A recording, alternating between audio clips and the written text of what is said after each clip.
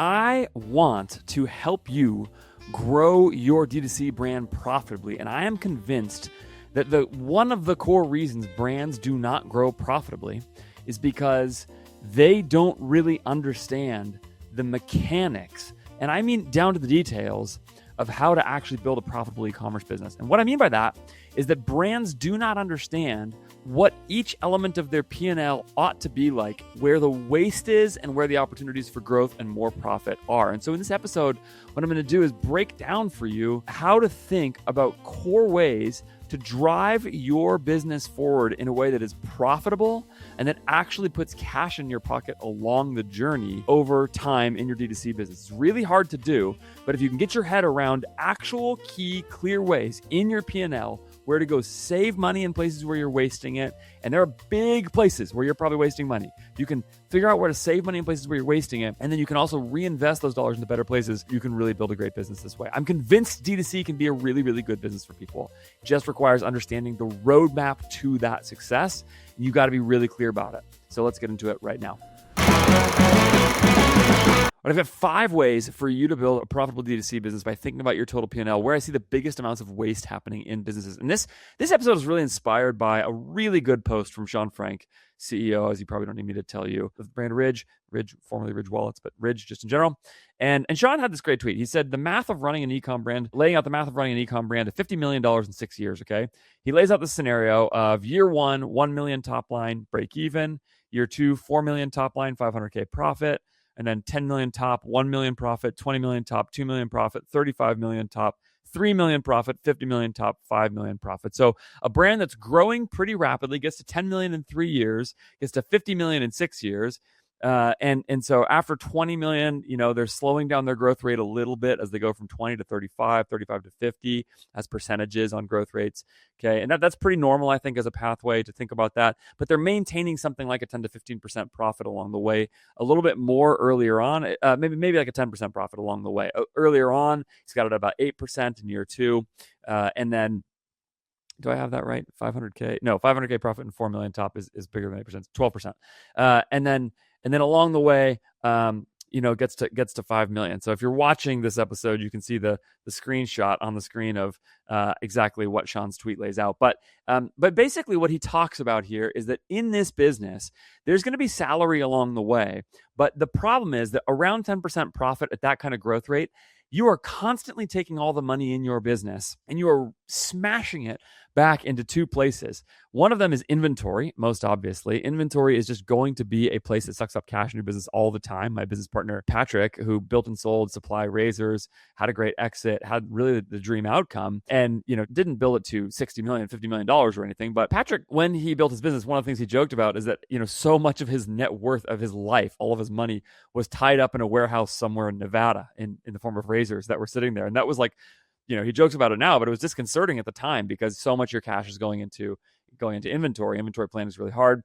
And so that happens. But then also you're taxed on profit, even if you don't have that much cash. So cash is going out in inventory, but at the same time, as Sean lays out in this post, and of course I'll link the post, as Sean lays out in the post, you end up being in a spot where you're constantly paying taxes while not receiving much cash. And that's actually a really hard thing to bear. Oftentimes you're funding that growth with debt, which hurts your profitability a little bit along the way, etc. And as Sean lays out here, by the time you get to 50 million, your growth rate has slowed down a little bit. And now you're starting to actually take more cash out of the business, but it takes 6-7 years to get there. That's a long journey. The first thing you should think about this scenario is that Sean is right. It is a difficult scenario. It is a slow growth thing. And I want it to be clear in your mind that if you have the idea that D2C e-commerce is a way to get rich quick, to generate a ton of cash, you are thinking about it wrong.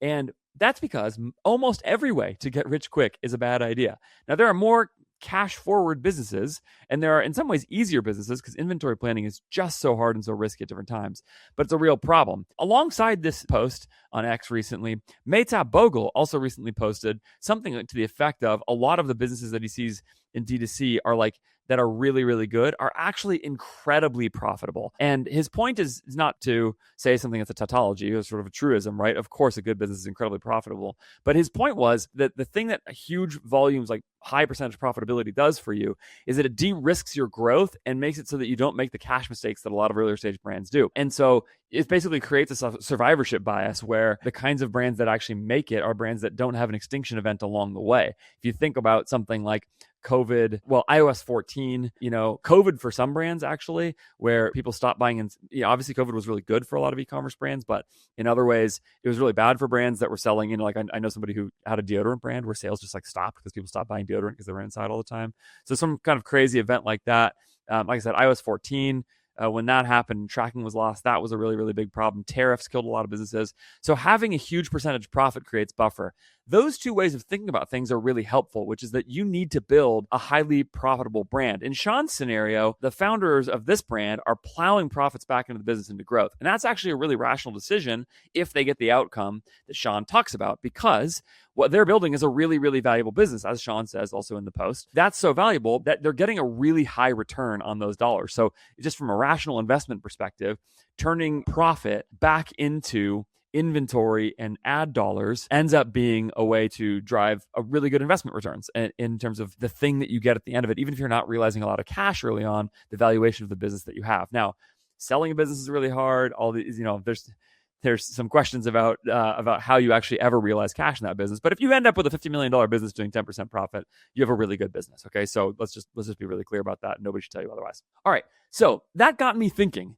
How do you get there? I mean, I'm starting a brand, right? Like sort of on the side right now with a friend. How do I think about what the pathway is? And how am I thinking about operating that brand in a way to actually generate profit so that I can make a journey like that on whatever timeline I make it on as good as possible? And what do I see from the brands that I'm working with that are actually creating these kinds of outcomes, whether they're in year 2 of that journey or year 5 or whatever? When I look at brands that do a great job here, what do I see in them that they're doing that allows them to actually make this kind of outcome happen? And I see 5 things that I would commend to most people that I would say, if you're an operator of a business thinking about how to grow your brand, if you can do these 5 things really well, you are much more likely to succeed and not step on one of the many landmines that are in front of you as you're trying to grow a D2C business. Okay, so here's number 1 for how to do this. Think about this by thinking about where is your money actually going on the P&L. Okay, so if you want to grow an e-commerce business and you want to make your business better, there's a really simple way of doing analysis here, which is to look at your P&L and say, well, where's most of my money going? If I make a line item that's 1% of my total costs, okay, if I make that part of the business 10% better, I did very little to actually improve my business. I got 0.1% better, okay? And 0.1 points better, I should say, in terms of what my impact on the bottom line is if it's 1% of my costs, okay? But if I have a line item that's 10% of my business and I can make that 10% better, well, now I've actually added 1 full point of profit to the bottom line. So, and of course, there are line items in many brands' businesses, particularly your meta ads and your COGS, and I'm going to talk about those in a minute, that actually are like 20 and 30% of a lot of brands' P&Ls, okay? So the way I was thinking about this problem was, well, where are the biggest costs in the business? And how do you think carefully about those costs? And then from there, are there any other places in the business that are sort of the easiest places to make an impact the fastest, or the places where by just being really clear about what you're trying to accomplish, you can be in really good shape? Okay, so number 1, refuse to spend bad ad dollars. Okay, so this is the biggest line item in your business. Your meta ads bill is very likely the single biggest line item on your business. This is why when we take on clients, it is important to us, if what we really care about is growing D2C brands profitably. But what I tell people is, if that's what we're trying to do, if we're trying to help you do that, we want to own the meta account because it's where most of your money's going. It's where the largest percent, not most, but the largest percentage of your money's going. So if we can do that really well, we're pretty confident that we can make a really big impact on your business. And so we over-index on doing a great job there. That's the reason why we do it, okay? And one of the core things that we want to do and that we believe as an agency is we want to utterly refuse to spend bad ad dollars. Now, we want to spend as many good ad dollars as we can too. In fact, growing spend is a really hard part of the problem, but we want to refuse to spend bad ad dollars. Now, I've talked a lot about this, but I come back to it over and over and over again because it is such a gigantic source of waste. It is a sickness in the industry of D2C. And that's partly because of revenue FOMO and just seeing screenshots and growth rates and all these things. It's partly because there is some level of scale that really helps your business. So if you can get past 2 million in revenue and get to 6 or something, it's a lot easier to run the business at some more margin in some ways because of the way DTC scales. We'll talk about that more in a minute. But also it's just because a lot of the waste is really hard to see. So I'm going to give you a few of them that I think are really clear. You're not going to be at all surprised to hear me say, number one, I think, know your unit economics, okay? One of the ways you avoid spending bad ad dollars is by being really careful at the product level of saying, what is the product that I'm advertising and how much can I afford in a new customer against that product? Net of LTV, for sure. For some brands, that's a bigger factor. For some brands, it's a smaller one.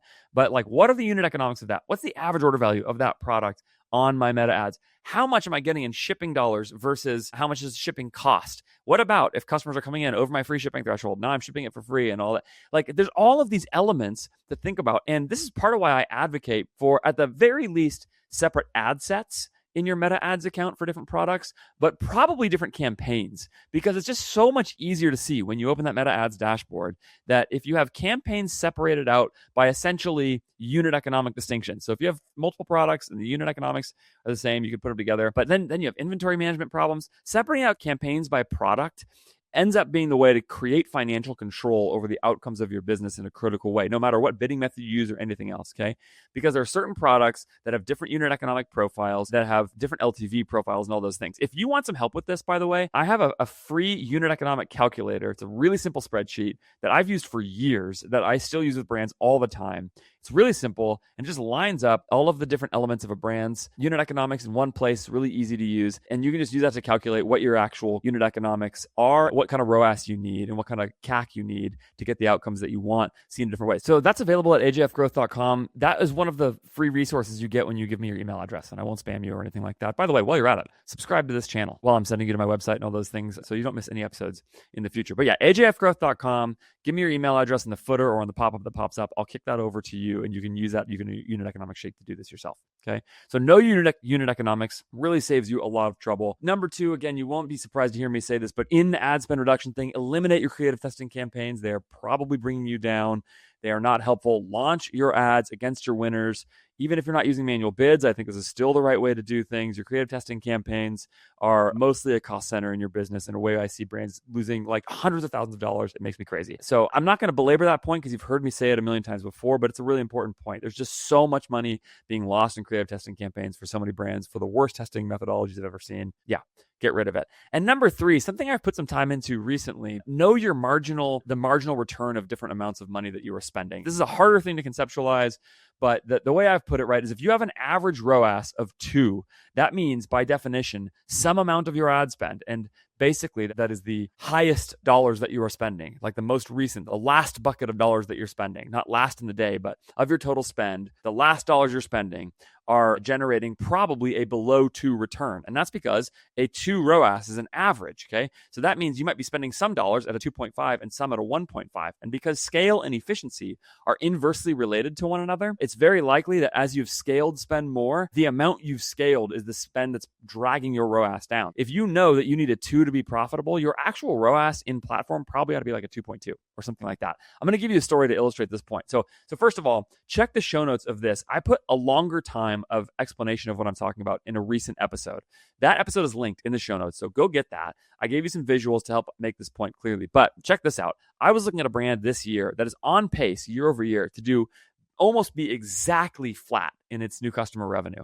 Almost exactly, like within $1,000 is the pace right now, okay? To be almost exactly flat year over year new customer revenue. But that brand is going to spend $40,000 less this year than it did last year. And that's like 25% of their spend or something like that for the month of January.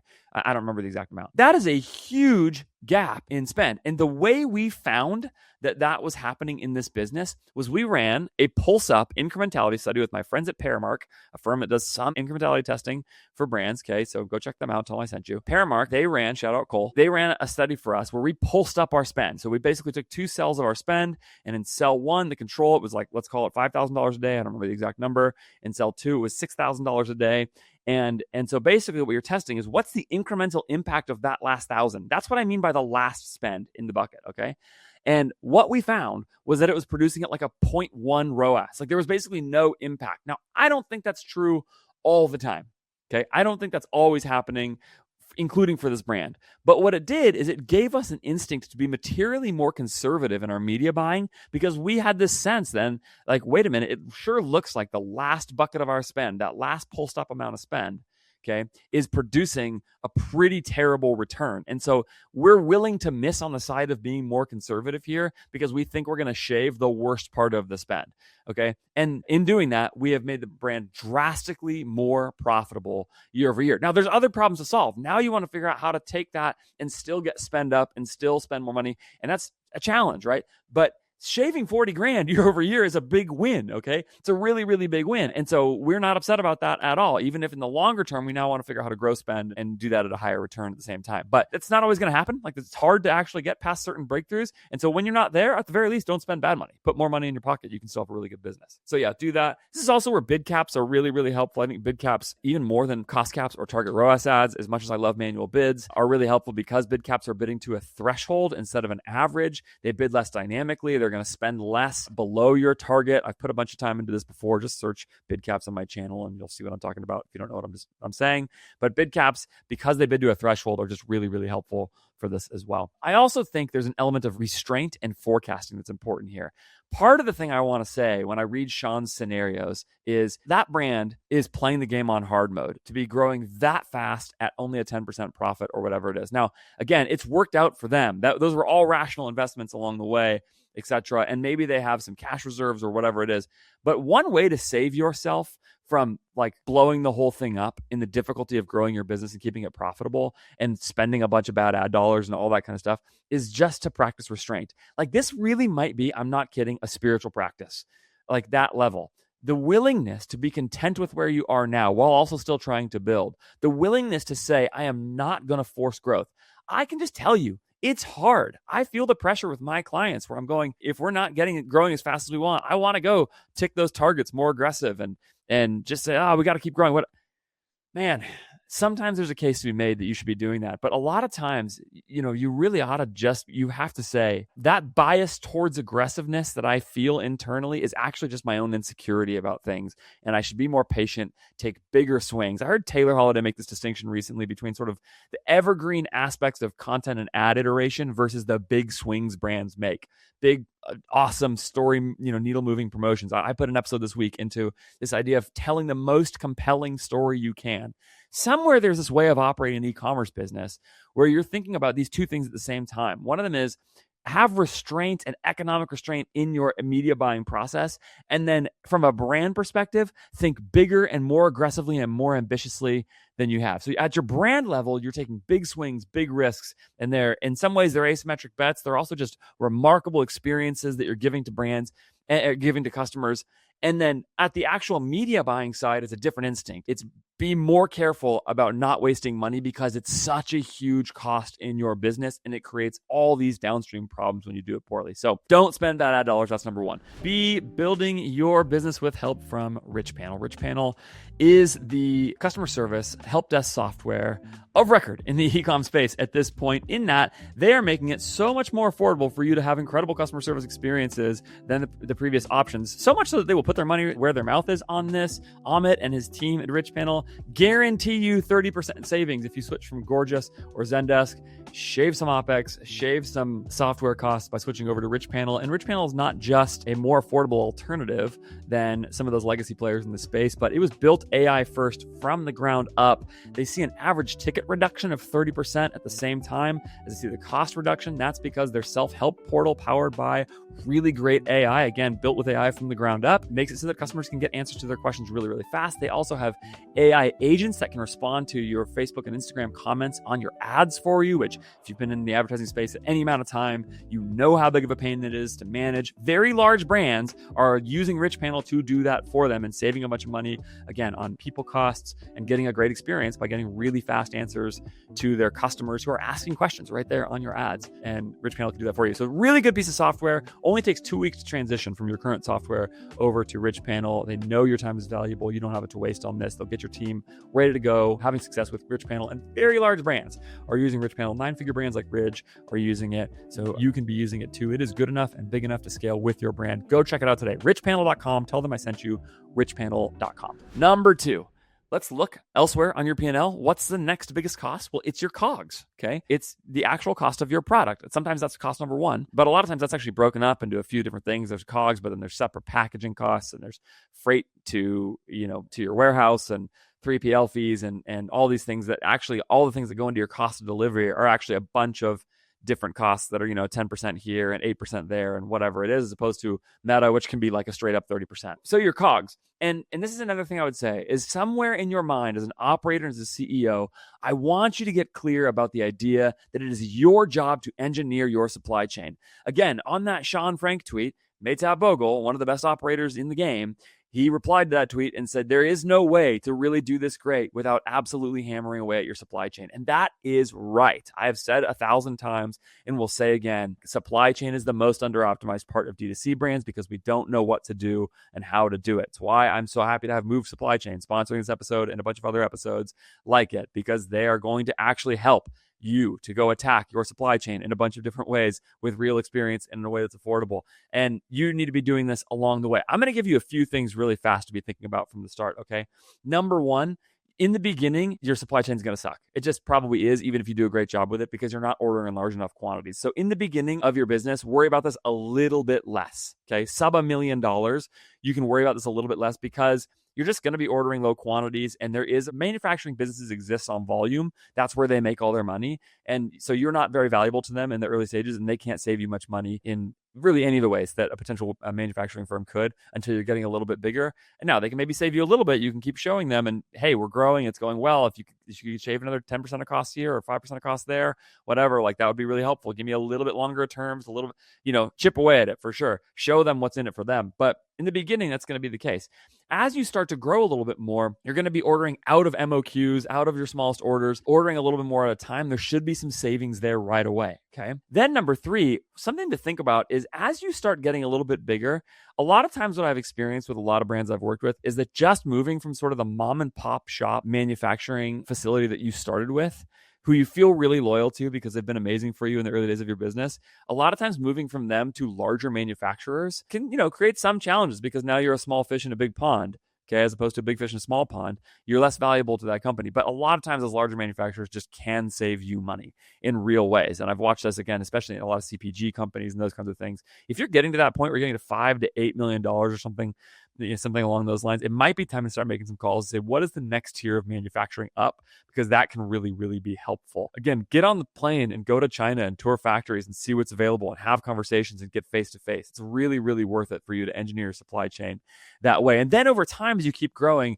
that's where you start negotiating all the things that you can negotiate. Get the bill of materials, interrogate it, understand who your suppliers are. Understand all those things. And as you grow, again, you can put more resources towards this. And again, like I said, my friends at Move are a really good resource in the short term. For sponsoring this episode, big thanks to Move. But that is a huge part of it. Operators need to think from day one, I am not just a marketer. I am not just a product person. I am a supply chain engineer trying all the time to make my supply chain work better and faster and more efficiently. Number three, a sneaky one that I think brands ought to go after in a roundabout way is get a higher average order value. Now, what I mean is higher relative to wherever you started. And there's a really specific margin basis for this recommendation. It's not because I think high average order value is the only way to grow a big business. There are huge businesses on very low average order values. It's because of something simpler than that in D2C. And it's what everybody forgets about D2C as a business model, which is that core to the model is the act of shipping a product to a customer's door. And last mile shipping is really freaking expensive. And so it's just really hard to not be spending at least $5 on every order to get it from your warehouse to the customer's door on average, okay? That $5 is a large percentage of your margin if you have a $30 average order value, okay? It is a huge part of it. And I know what you'll say. You'll say, it's okay because I charge for shipping. No, that means you have a 0%. If you charge $5 for shipping and you are paying USPS $5 to ship the product, that means you have a 0% margin part of your COGS, okay? That's what happens, or your cost of delivery. You have a 0% margin thing, and you would not do that with any other part of your cost of delivery. You would not buy products and say, it's okay, I'm charging for it, right? And it's cost me $10 to buy from the manufacturer, and so I charge it $10 to the customer.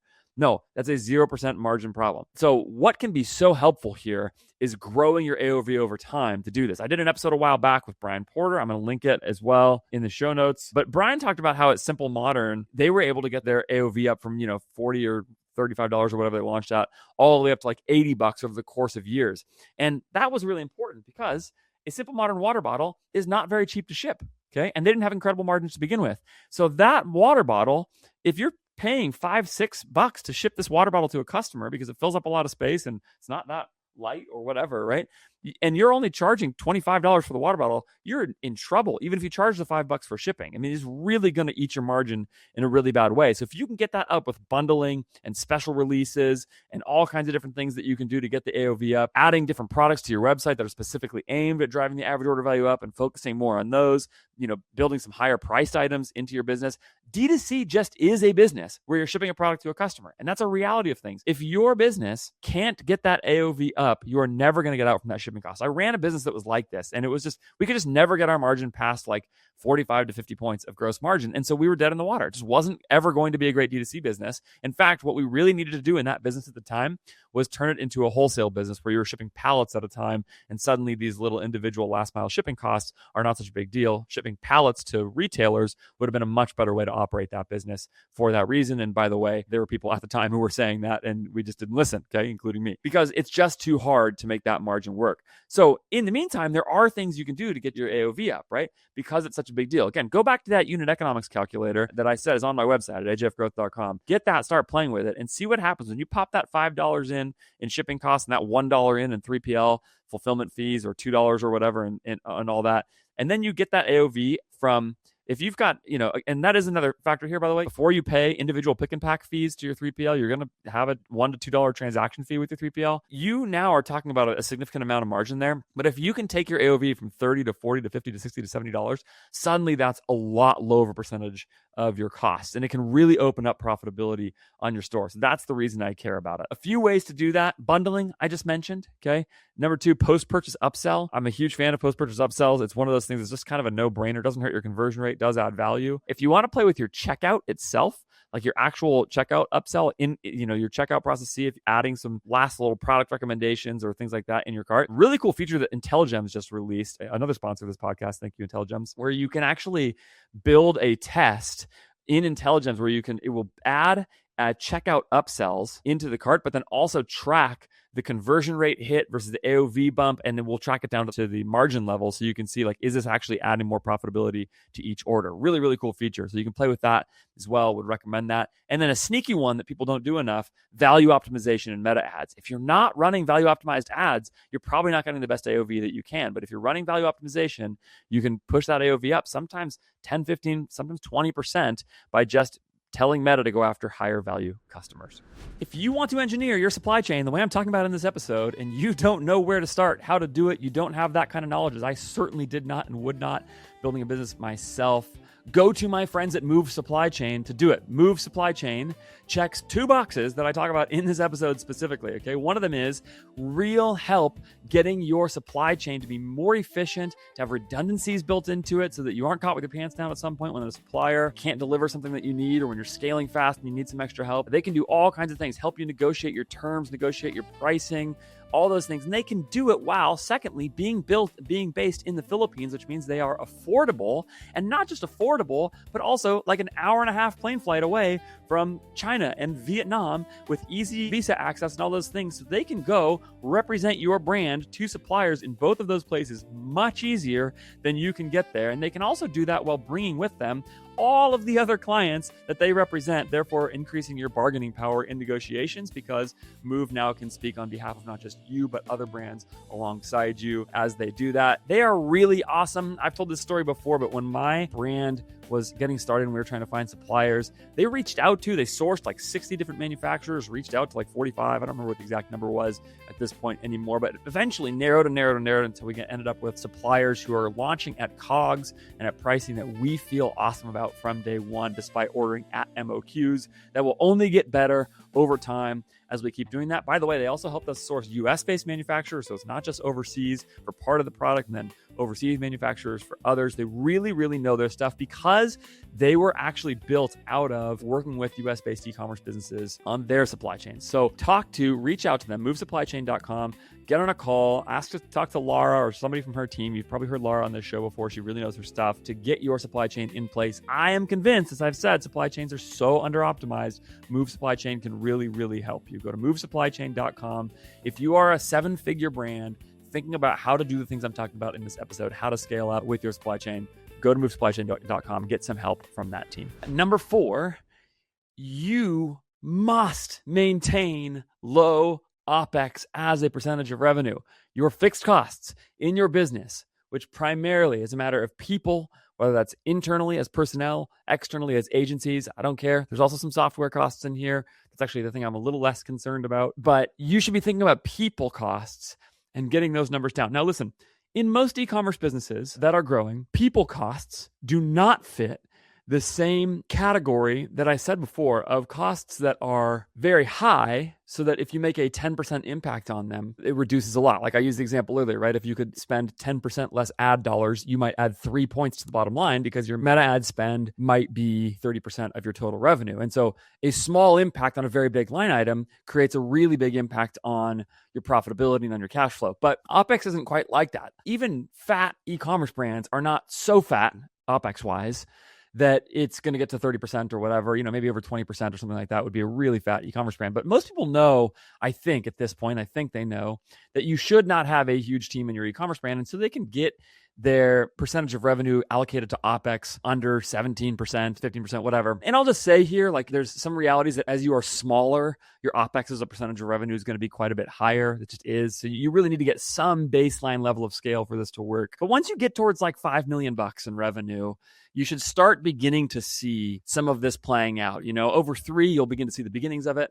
5, you're really kind of getting there. And then, up towards 5 to 10 million, you really can run a very lean OPEX as a percentage of revenue. And you should be, I'll just give you a number, you should be under 15% as a general rule. This is one of the things about e-commerce that is so great, which is that e-commerce scales really well relative to the number of people that you have in the business. The way I always say this, and it's a simple example, but I think it effectively illustrates the point. If you have 1 million people on your email list, it costs basically the same amount of money in terms of people to send an email to that list as it does to send that email to 1,000 people. And therefore, the graphic designer that you paid to design the email or the email agency that you paid to design the email, they are amortized across a much larger amount of revenue. And therefore, their cost as a percentage of revenue goes down quite a bit. Now, there's a little more costs in terms of Klaviyo or something. You're going to have to pay them to send all of that email or whatever. But that does not scale linearly with the list size, okay? It's still going to be a massive reduction in cost as a percentage of the revenue that you get from that list. And that dynamic is in play across a whole bunch of business. If somebody's managing your supply chain and you go from ordering 10,000 units from a supplier to 100,000 units from your supplier, you may well need one person still to work on the supply on that order. This kind of dynamic happens across the business in ways that are really, really helpful. So if that's true, that e-commerce already scales well as a percentage of revenue, and it's not going to be that big of a line item in the first place, then why do I think this is a place where there can be a really big impact? And the reason is because if with some discipline is a much easier place to make an impact than others. It's just a lot. If you just talk to any brand that's distressed, the fastest and easiest way for them to save a bunch of money is to fire people. You can fire people really, really fast. It happens really quickly. So you can make an impact on your P&L really fast. Whereas like going to your supplier and changing your order is just, it doesn't happen that fast. It doesn't work nearly that way. Therefore, it's much harder to negotiate your COGS down than it is to reduce the number of people working in your business. Further, and this is the thing that I actually really want to get to, I continue to think that if your team is already remote, if you do not have a sort of a priori position where you have decided that you want to have in-office teams. And I know there are some people who do that, and there may be good reasons for that, and you may have some sort of theory about why that could work. If you don't have that theory, if you're not doing that, then what I will say is you must, I am begging you to consider how to build an offshoring culture, because there are just great people all over the world who will help your business, who cost much less for you than hiring those same people in the US. And that's just the reality of global work. And so because of that, you can and should be thinking that way from day one. And brands just don't. They just often don't think about doing this. And they really, really ought to. And there's a number of reasons they don't think about it. Part of it is because it feels daunting sometimes to hire overseas, right? Like you just are like, I don't know what the Filipino market is like, or the Latin American market is like, or the Indian market, wherever you're hiring. That's tricky. Maybe you've heard all kinds of different things about the quality of work. This country doesn't have anybody good, or that country doesn't have anybody. I've heard this about the Philippines, which, first of all, like my entire team is based in the Philippines, basically. They're amazing. I love them. They're awesome. And the other thing, though, is there's 90 million people in the Philippines. So if you just hear this idea that like there's nobody good there, almost certainly there's something wrong with that idea. There's going to be some countries that are in extremely difficult situations where that might be true, where the sort of ability for them to work in your business is going to be really, really low. Like, I get that. However, if you are too quick to say that, it's almost certainly a bias that you haven't actually checked, okay? And that's a concern to me, because if that opportunity is there, if you can both have relatively few people in your business, if you can be disciplined about not adding people, and at the same time, the people you do add, you can go get really, really good talent at a rate that's much lower than what you would pay that same cost in the US, you can build a very lean team. And suddenly, let's say that 15% of your revenue going to OpEx, you can get that down to 13% or 12%. While it's the case that it's a much bigger total percentage of impact. Now you have to make a 20 to 25% impact or whatever on that line item. It's actually much faster and easier to do that, and you still get 2 to 3 points back on the bottom line.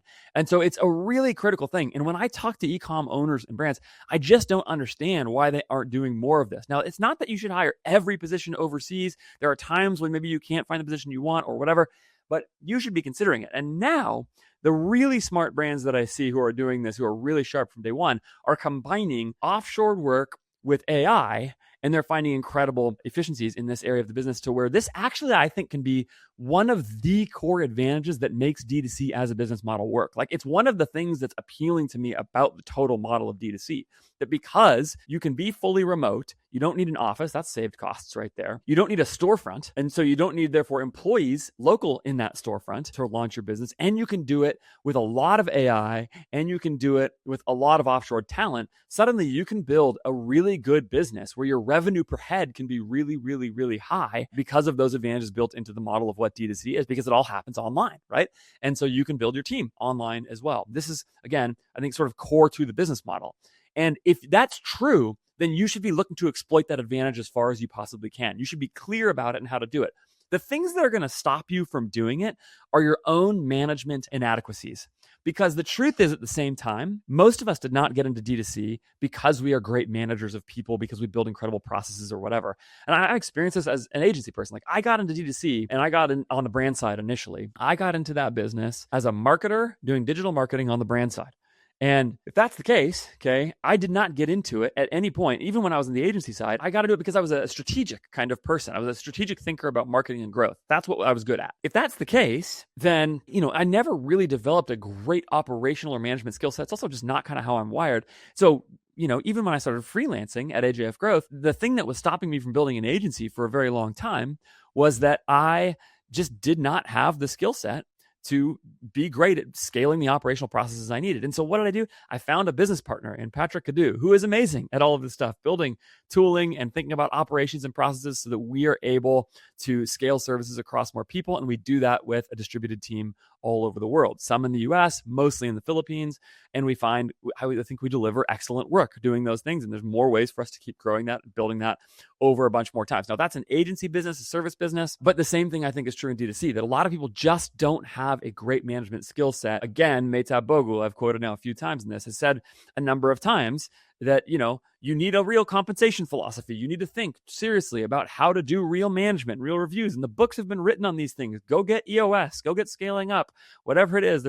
It's not actually rocket science, and people have built these things for you, but you can do it. Greg Carey, who I'm going to have on the podcast soon, who is the person running More Staffing, built More Staffing, the Philippines-based staffing agency, is building more into their service, actually these kinds of things, workflows, management things, the how-tos of how to manage a distributed team overseas, because there are some trickiness. You got to work out time zones and culture and all of these things, right? But those are problems worth solving given how big the savings are. And that's kind of the point here. If the savings are so good in your business and you can get great talent then you can really do that. I'll just tell you a second tier benefit that I've come to think about this too, is that I also love the opportunity to take the privilege of growing up in the American economy and extend that to people who are all over the world who maybe have access to less opportunity than I do as well. To do that in a way that's competitive to local markets, create a great work environment and all those things. I found that to be a really rewarding part of it on a more subjective level personally at the same time. And I think my team would all say that they've experienced that same kind of deal as well. So it's one of those things where I just want to see brands shouting from the rooftops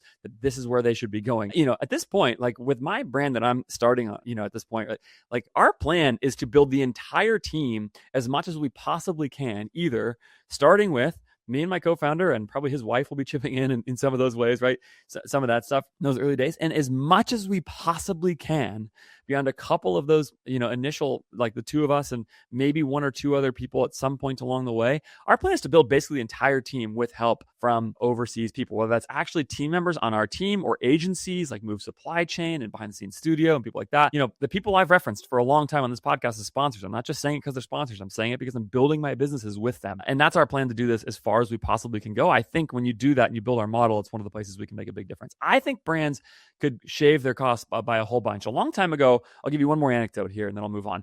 A long time ago, I had Ben Perkins on this podcast, maybe not that long ago, 6 months, something like that, maybe a year. And Ben at one point found that eliminating half of his staff led to zero reduction in revenue. And this is where I think like brands should be just more disciplined about this and really see how far they can push this strategy. Because what Ben found, and his comment about it was so helpful. He said, the reason that was the case was not because these people were not good or talented or working hard. It's because I wasn't a good enough manager to utilize and deploy them. And therefore, the cost of hiring them was like not only maybe not a good idea in the first place, but I was not able to set up a system that actually got the most out of them. That's both a recognition of his own faults and his own needs to be better, but at the same time, it's also a recognition of like why it is a bad idea to hire too aggressively. Because if you just go and get a person to plug a hole because something's not getting done and you feel like you need it, almost certainly that's not the way to approach this sort of thing. Almost certainly what you should be thinking instead is, okay, I should think about the business totally. Do I really need this position? Is there a different process-oriented way to solve this problem before I just go hire to plug in because I didn't want to do that work or whatever? Do I really need to do that work? All these kinds of things.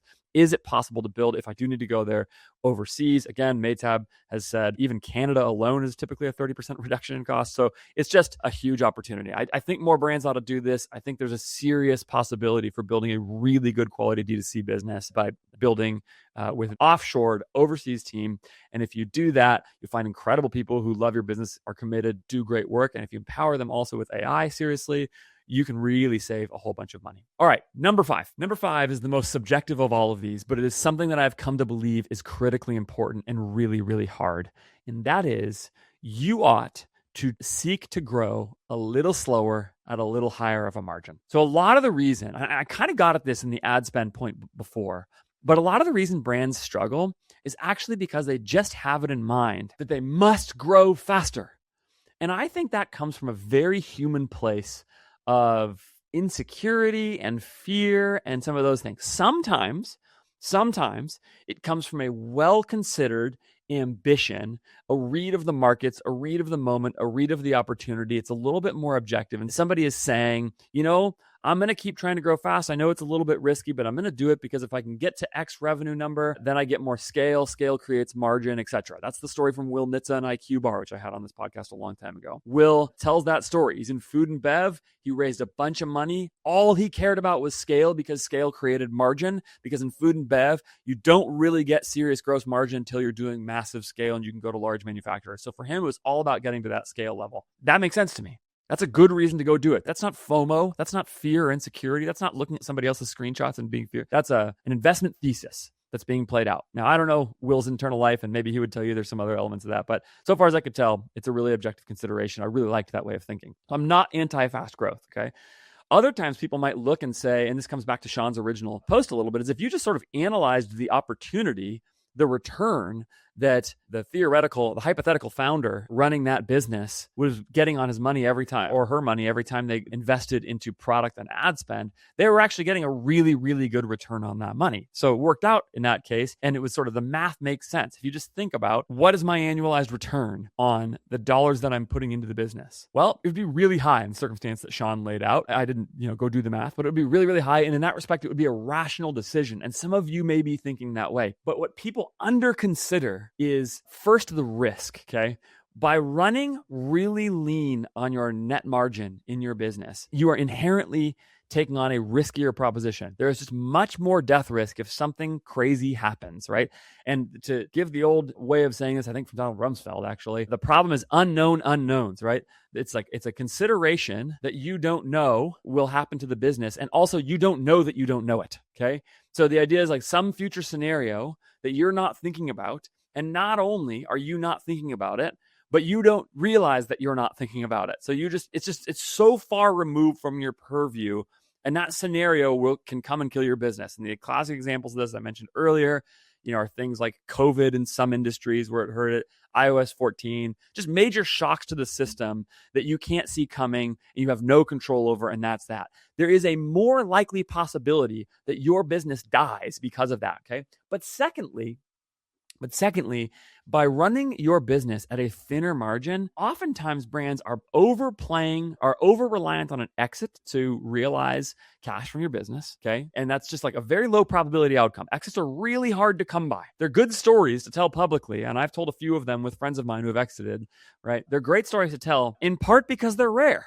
They're hard to get, right? They're really, really tough. I think Taylor, I might have mentioned this earlier, I don't remember. Taylor Holiday, after CTC had their transaction, said that the percentage likelihood of building a business that had an exit, something like his, right, was about the same chance that you would become a major leaguer. Is to say extremely low, right? Extremely low chance, and you should not make that bet as a general rule. You shouldn't build all of your financial future on making that bet. So that's a problem there. But thirdly, and related to all of this, you are just playing the game on hard mode.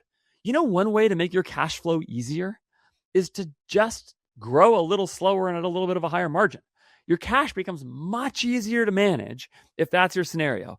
If you're trying to double at a 5% bottom line margin or a 10% bottom line margin, you're going to have to outlay a ton of cash. Basically the scenario that Sean laid out in that post, okay? It's just going to require, between the inventory cost and the taxes, going to require a ton of money. If you just slow down and you think of growing over a long period of time consistently, you're just going to play the game easier. And you should be honest with yourself about how financially sophisticated you are. Because if the answer is not that financially sophisticated, then you probably should play the game on slightly easier mode. You should default towards running at a higher margin and a slower growth rate. That will make the game easier, and you ought to do it. And so much of the time, the reason you are not doing it is because it's hard to admit that you're not financially sophisticated enough. Okay. It was hard for me to admit. I've been there. Okay. It's also hard to watch other people grow bigger and faster, because one of the things I'm convinced is like this disease in the DTC culture is the idolization of success in a way where, the story is not even worth listening to if the person didn't get to 9 figures really, really fast or something. And that's just not true. You can build a great business without doing that. Comparison is the thief of joy, as many others have said. And it is those things that often motivate us to do this. Now, listen, I know that sometimes it is not possible to grow slower at a higher margin, that the way ad spend works, that the way scale works in the business, all these things actually work against that thesis. So it is possible that in your business, it's actually not an available option on the table. I understand that. But I also know that it can be, because I have dealt with and am servicing now at this moment brands who are doing that. And they have continued to engineer their business over time to be able to do that. And as they've done it, they have generated a whole bunch of cash and a moderate growth rate and a really super good life and a really super good business. On top of that, a lot of the reason people want to grow really, really fast is because they have some number they feel like they absolutely have to get to in their minds. But what if you actually reconsidered the goal of the kinds of investment returns you're making on your business? And this is, again, to quote him for like the 9,000th time in this episode, this time from a conversation that we had at my house just the other night. Maytab Bogle said to me that something I thought was really wise and that I really hadn't thought about before, which is my goal over the long term is to create consistent investment returns over a very long time that beat the public markets, not necessarily a huge return for a short time and then to have it go back. I want consistent returns over a long long time. That's actually a better business anyway, including a more valuable one. And if I want to ever sell it in the long run, right? That comments to me was really helpful and is probably the way more people ought to be thinking about their businesses. Think more about consistent returns over a very long time, grow a little slower, de-risk your business, have more cash, and make the game a little easier. Your life will probably be less stressful, and you'll end up having a business that you're really proud of. And one day, in 10 years, you'll look up and realize you have a much larger, much more profitable business than you realized, and it didn't happen all overnight. There are occasionally people who are just so good at it, who find PMF in such a strong way, or have such incredible margin profiles, or who are such good advertisers or whatever, that they can do it a lot faster. By definition, those are outliers, and you should be okay with that, because that will actually allow you to build the best business over the longest time. I mean, on a pure financial objective level, you should be okay with it. I'm not saying you have to take my worldview for the subjective experience and make it your worldview. What I'm saying is, at an objective financial level, you will de-risk the business and build a better returning business over a longer period of time if you can grow a little slower and grow at a higher margin. In many cases, it will so reduce your death risk that you'll end up in a better total spot. So that is it. All right, I hope you like this episode. You should subscribe wherever you're watching or listening.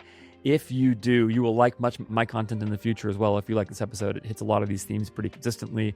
I come back to them a lot. Just to repeat the 5 things that you can and should be doing as you grow your e-commerce business, as I think about what a great, high cash flowing, highly profitable, highly valuable business looks like. Number 1, refuse to spend bad ad dollars. Number 2, engineer your supply chain aggressively to make it as good and as lean and as efficient, is the word I was looking for, as possible. Number 3, pursue a higher AOV because of the particular need of D2C to have a high value to weight ratio, particularly the cost of shipping. Number 4, commit to a low OPEX as a percentage of revenue, especially with offshoring, AI, and better management. Number 5, grow slower at higher margin to reduce your death risk, make the game a little bit easier, and build a consistent business over a long period of time. I hope those are helpful to you. Tell me, what did I get right? What did I get wrong? Put it in the comments.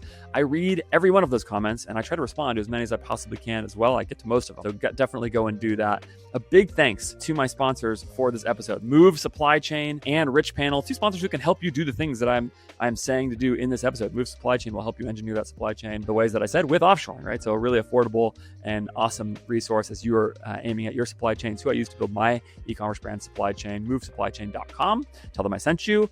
RICHPANEL.com is the place to go to reduce your software costs on your customer service help desk software, and to also have an incredible software product that will grow with your brand. So go check that out, RICHPANEL.com. Look out for all the episodes I have coming up. I have a bunch scheduled that are going to be really, really, really good. I've got Josh Durham coming soon to talk about the current state of influencer marketing, which I actually haven't heard much about for a little while. Really excited to talk to Josh about that. I've got Taylor Holiday coming back again very soon, and a whole bunch more really good things. Connor McDonald from Ridge is scheduled to talk about channel diversification. That's going to be great. Don't miss that. So a bunch of good stuff there. Podcast@ajfgrowth.com if you want to email me, ask me any questions. ajfgrowth.com has the place for all of the resources that I have, including the unit economics calculator that I mentioned earlier.